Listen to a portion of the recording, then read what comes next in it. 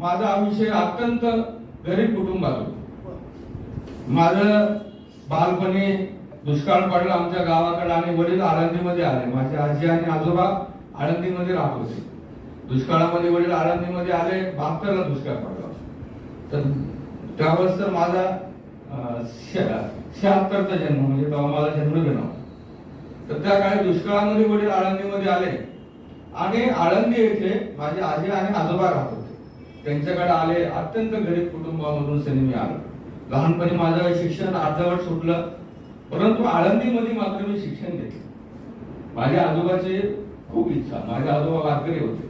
म्हणजे पूर्वीच्या काळामध्ये सबनीसर असे पायी वारी करायचे. आता जी पंढरीची वारी केली ना, तसे पूर्वीच्या काळामध्ये काही लोक नित्य नेमाने वारी करायची. म्हणजे शुद्ध एकादश म्हणजे पंढरपूरची असते आणि क्रुद्ध एकादश आळंदीची असते. तर ते क्रुद्ध एकादशीला आळंदी